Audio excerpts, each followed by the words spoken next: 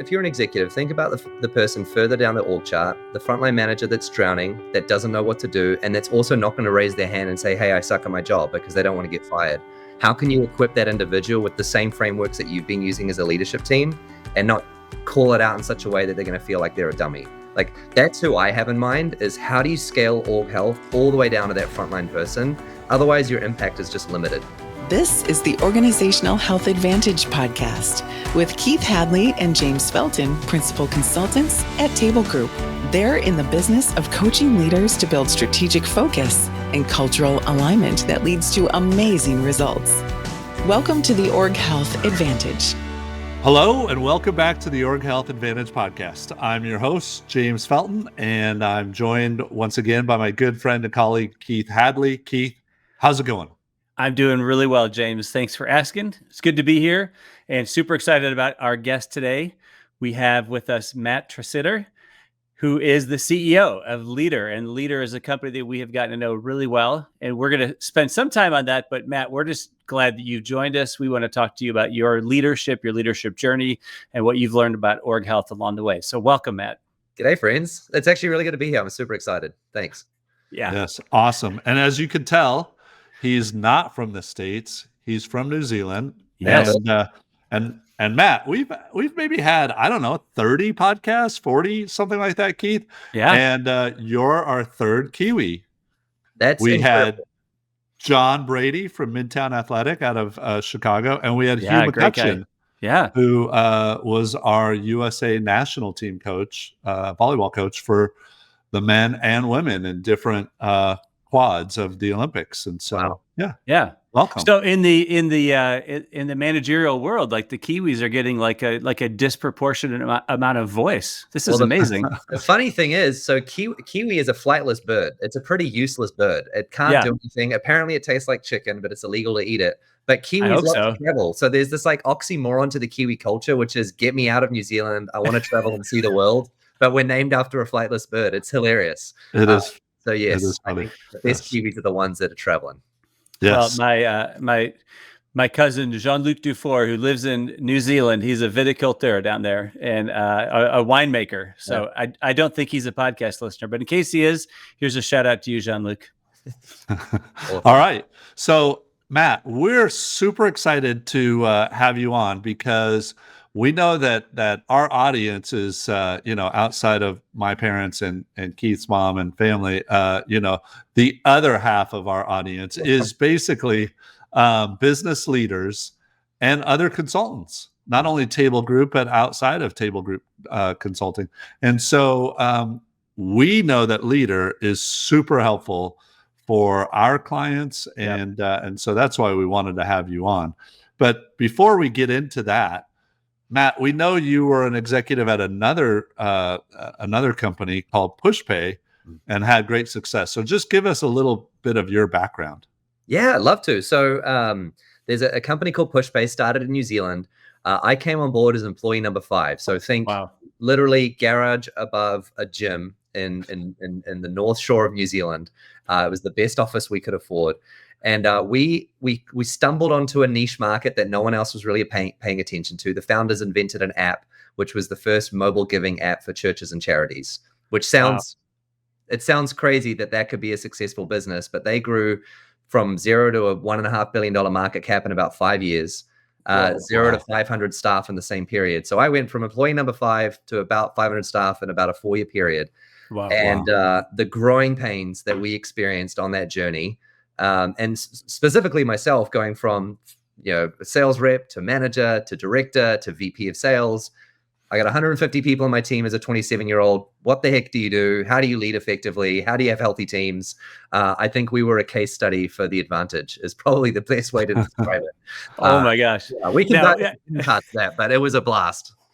Now, at what point in your journey did you discover the advantage or even just the idea of org health? So I would say about 2 years in, we were doing Monday all hands every single week with the whole company. And then every quarter we'd do our company kickoff. Wow. And probably 2 years in, Chris the founder, started doing our quarterly all hands with the 6 questions. So every single all hands. So that was probably 2015. So pretty early on in the advantage story. Yeah. So I was familiar of it way back then. Awesome. Yeah. Good for you. Yeah. And then, go ahead. And so that company, you guys crush it. Yep. And then tell us about like going from Pushpay to now Leadr. Yeah. So I did that journey. By the end of it, I was a bit of a zombie. I describe myself as a wraith of a person. I just kind of I'd given my everything to this thing. And I actually, on a real talk, I wrote down in my journal, the reason I left was I'm not proud of who I'm becoming. We were publicly listed. You're not allowed to miss your sales targets in that environment. I'd been a VP of sales in a publicly listed company for, I think it was like 14 quarters or something. And wow. The turntable of people, the constant strive for results at all costs, you lose the mission and the why in the midst of all of that. You guys know all of this. And so by the end of that, I just needed a break. So I spent 3 months in Europe traveling around with my wife. And then about month 4, my now co-founder, Chris, who was the CEO of the last company, calls me and said, "Hey, do you want to do it again?" True story. I said to him, yes, but my mission is I want to be healthier at the end of this journey than I was when I started. And I can't say that about the last one. And so that kind of birthed some personal mission statements. And we can get into why Leadr, but that was the sort of season that I was in at the time. Well, if you'd be willing to go there with us, I mean, that's something that we often encourage leaders to do is, now, I don't know if you use this technique, but we've often told leaders like, hey, take Pat Lencioni's 6 critical questions and answer them for yourself. Even if you don't share it with anybody else, just know like, why do you exist? How do you behave? Like, what are your own anchoring core values? I shouldn't use the word anchor. That's coming up soon. Yeah. Right. What are your core values that you filter your behavior through? What is it that you do both at work and outside of work? How are you going to succeed? And what's most important right now? I mean, if you think about, I guess I would just answer those first 5 questions. That's probably good enough. Yeah. But I'm curious how you even approach that idea of your personal mission as a leader.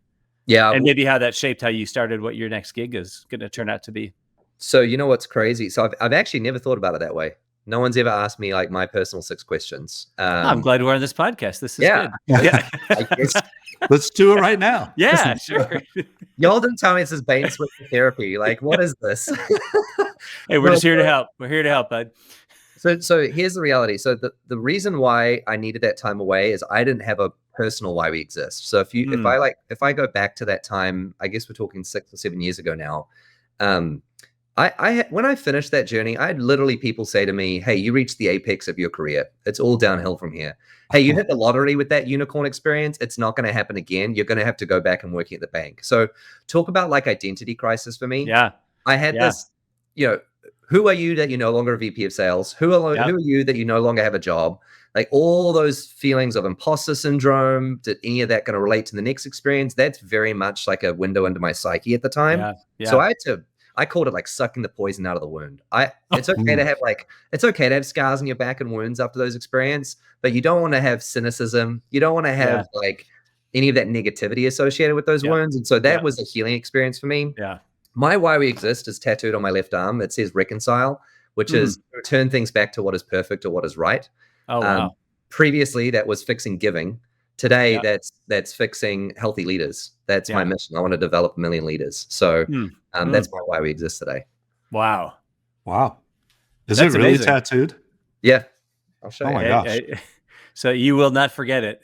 Yeah. Oh my gosh. There it is. There it is. That's not small. It's not small. It's so I don't forget it. Yeah. That's how the male brain works, right? It's like, wait, what do I do again? It's right here. It's I mean, okay, this is so cool on so many different levels, but I'll just pick 2 really quick ones.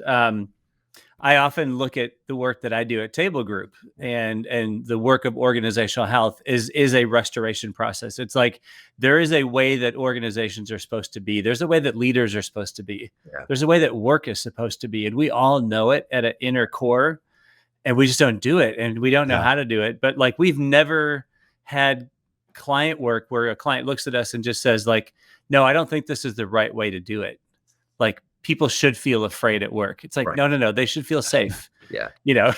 Like, no, I want confusion to reign. Like, no, I don't think you really do. Yeah, that's good.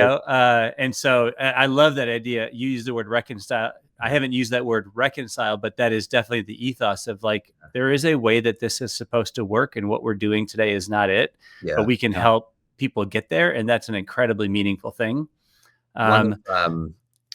On that, Keith, real quick. So one of the exercises we did do is try and elevate our why we exist to the highest level possible before it stops and just says make the world a better place, right? So currently leaders, why we exist is develop 1 million leaders. Okay, why?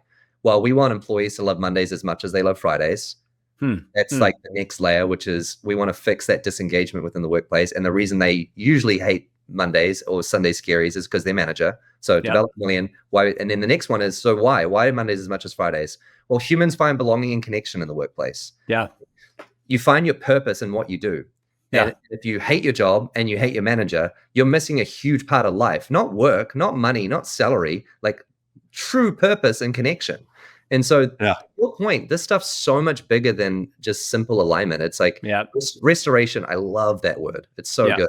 Yeah. The idea of, overcoming misery or the positive. We'll often talk to our clients about the fact that we see joy is the leading indicator. If for a for-profit business, if profitability, say, is a lagging indicator, or revenues, or whatever, the leading indicator of all those things would be joy. Meaning, if people are miserable, there's no joy at work. Like, there is definitely something going on there that we need to figure out.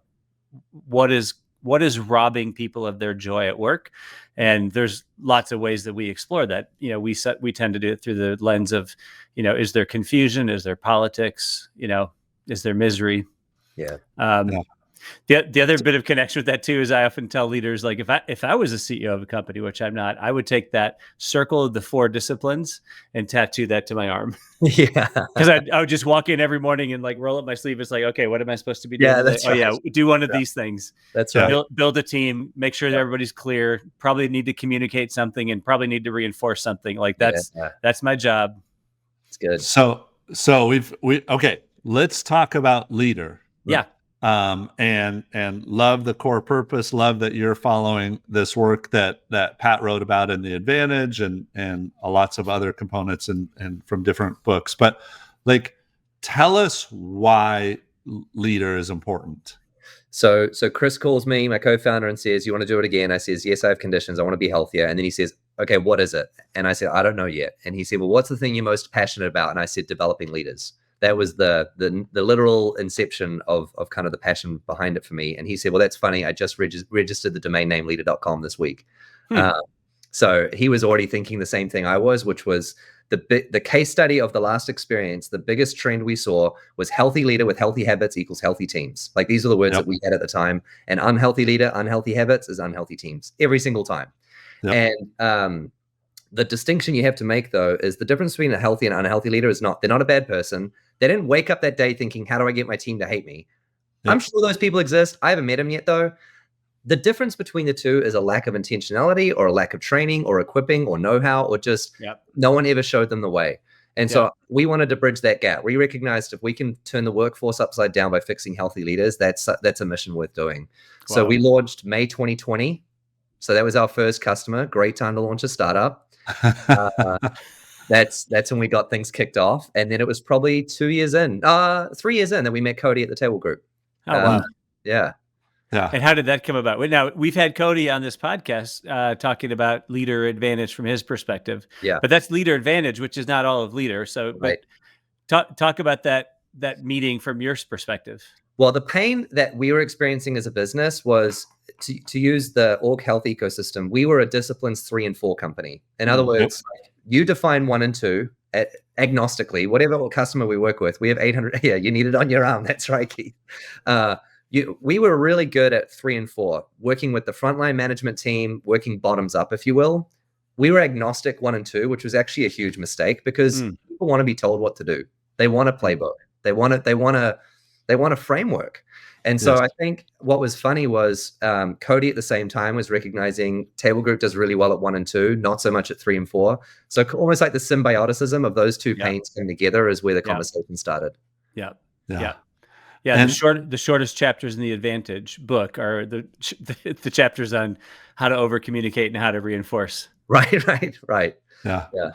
So Matt, I'm realizing that we're 17 minutes into this, and we have had a podcast with Cody from Table Group about Leadr, But for those who haven't heard of Leadr or didn't listen to that podcast, what is your business definition so they understand what Leadr is? Because we haven't actually outlined that yet. I think y'all did a great job explaining it last time. Keith said visibility, alignment, and focus were kind of the words that came to mind in terms of what the product's going to do for your business, your organization. I would add to that health, development, and accountability. So health across individuals, health across teams, and we can talk about how. Development is you're not going to lead the same person as you were when you started here. And accountability, which I think is often reframed as a terrible word. There's a stat out there at the moment that says that 85% of millennials can't answer the question on Friday, was I successful this week? In other words, I want to be held accountable to doing what's best for the team. I'm just not being held accountable. So I think accountability system on making sure that we're all rowing in the right direction and doing the right things, I think is a huge part of what we do. And so it's a software platform, James, that does all the basics of ABCs Monday through Friday of how do I run a good meeting? How do I set goals? How do I have clarity on questions 1 through 6 and just put that all into one place so I'm not using 10 different disparate systems for it?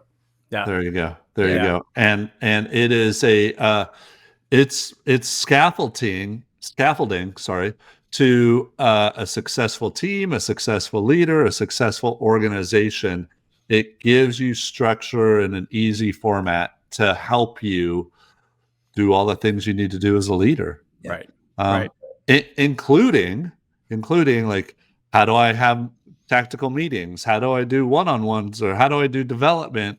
And not only that, it provides a library of information that you could tap into when you might need it, and so for like a client of Keith or myself, it's like they might have an important question to answer before they go into a one-on-one conversation or maybe an accountability conversation.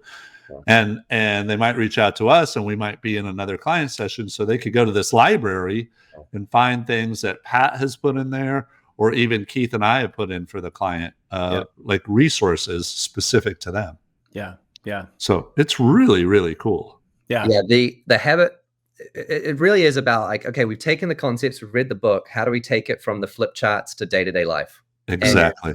And so a practical example for us, I mean, we're users of the platform, would be hypocrites if we weren't, but the Working Genius has provided language to things that we experience in our executive team meetings that we never knew we had words for before. So for example, my biggest frustration by far and beyond is wonder, which is hilarious as a CEO, right? Like I should really be thinking 3 to 5 years down the road, but we'll be in wonder conversations in my exec team meeting and I'll check out.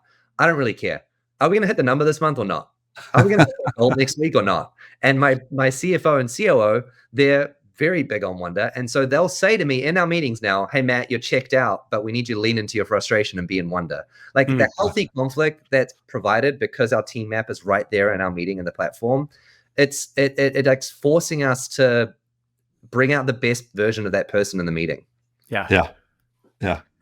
It's so funny because I sometimes check out because it's so detailed.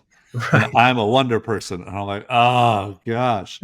So, and I know it's happening, and so we're opposites in that way. I love wonder.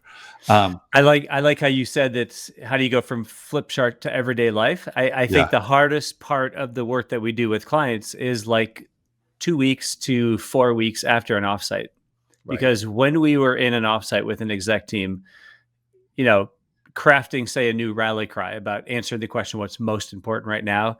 And then even, brainstorming and getting buy-in and commitment to what are the defining objectives that are going to help us achieve our rally cry, taking some time to do a couple of deep dives on some big initiatives. Like everybody leaves exhausted, but everybody leaves really excited, really clear, really focused, really aligned.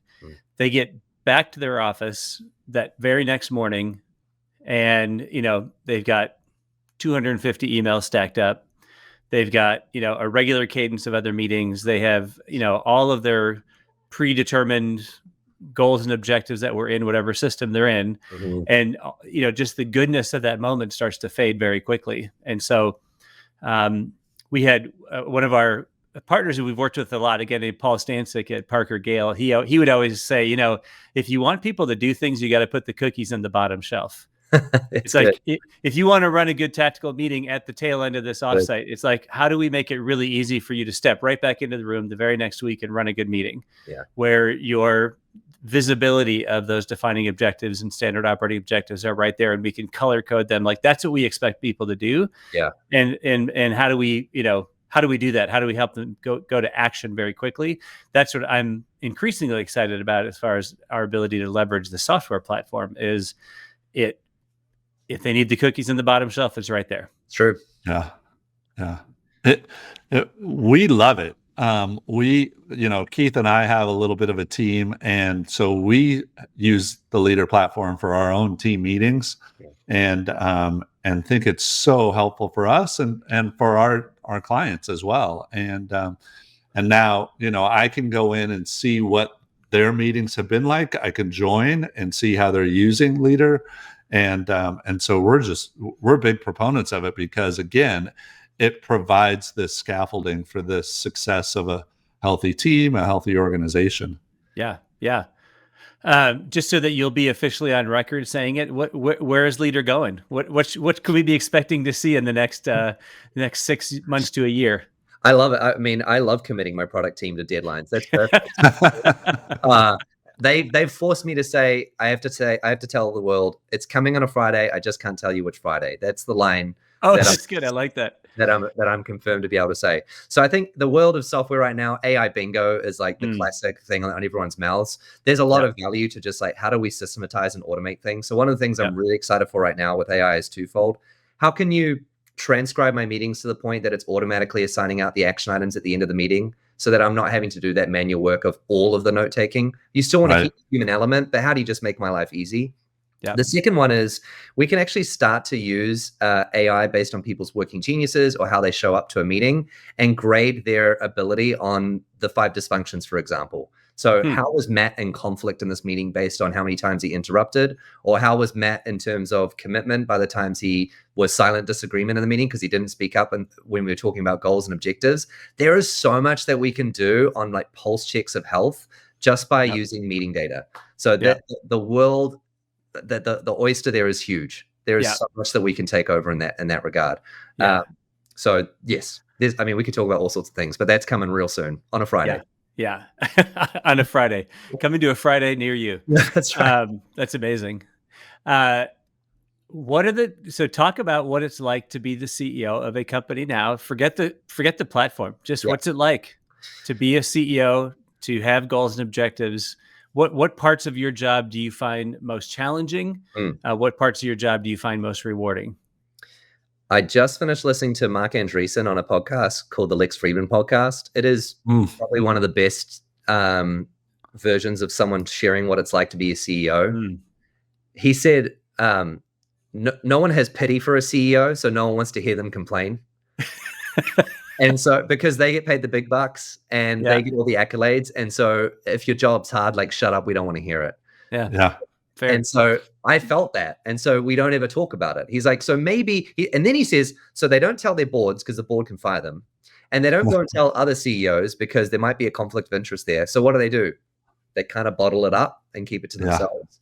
But everything he shared after that, I totally resonate with. It's very lonely. There are certain things that are your burden to carry that you can't share with others. It's extremely fulfilling in the same breath.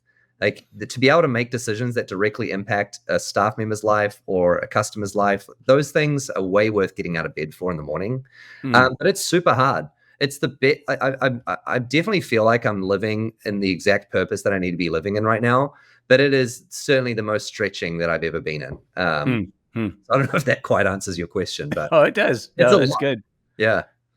How much of that is a little bit different than you expected, given your previous role? Like, you jumped in from being an executive to now CEO. Yeah. What was harder? What was easier than you expected? So what's super funny about that is I was VP of sales at the last company, and I thought I carried the burden of the company. And so I thought everyone else was lazy. And I was like, the real work is in sales. Like, we're the only ones that really have stress.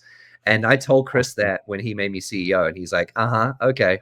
I completely underestimated the pressure of payroll. Like, you are responsible for people's livelihoods and their families and their families and their family. Like, that is a weight I never considered. Your breadth of domain expertise was something I completely was unprepared for. You have to be sharp enough to be dangerous in every single discipline of your organization. So I have to know the right questions to ask in product and engineering, as I do in marketing, as I do in finance, as I do in operations, as I do so on and so forth. That was very overwhelming initially, and it's a very insecure feeling of like, who am I to lead those geniuses? Yeah. Those are the two ones that were probably the most stark. Yeah. I know one of the things that came out of you getting familiar with the Table Group methodologies, now actually partnering with Table Group, is you get a lot of input from a lot of Table Group people. I am curious, when you think about those 4 disciplines of org health, which parts of those have you found to be just most helpful to you? Not as like, oh, I know I should be doing this, but you're like, oh, I absolutely love doing this because this is so helpful to me. For me personally, I have to be forced to revisit the first discipline over and over and over again because I forget, and I also forget that the questions further down on the list change, and so it's really easy to say, well, we baked that in a year ago. What we do should stay the same, but when you change it, it has really scary ramifications. So I'll give you an example. 2 years ago, we added a new what do we do, which was we focus on being a mile deep. It was the idea of like, don't go a mile deep and an inch wide, go other way around. Don't go a mile wide and an inch deep, go a mile deep and an inch wide. And that decision resulted in us shutting down payroll products, shutting down an HRIS solution, shutting down our insurance offering. And I didn't, it was such a framing around why do we do what we do? That's why you have to revisit it. So that's the most helpful one to me, is like I have to harken back to 1 through 4 all the time. Yeah. Oh, I love that. And that has such a good corollary to going right into question 5, which is how do we succeed? And we often talk about the discipline of market leaders. Yeah. And I was telling James on a call earlier today, I was looking at the cover of that book, The Discipline of Market Leaders, and I've totally neglected to talk about the 3 sublines of the title. It's the discipline of market leaders: narrow your focus, choose your customers, dominate your market. And I was like, that is so good. Like, how do you narrow your focus so that you can choose who your customers are, find the customers that value what you do, because what you do is exactly what you want to do, and that's your intent. And then that's the best way to dominate your chosen market. So that's cool. I like that you did that. And I got the questions around the wrong way. 4 is how will we succeed, not what we do. Yeah. Oh, that's great.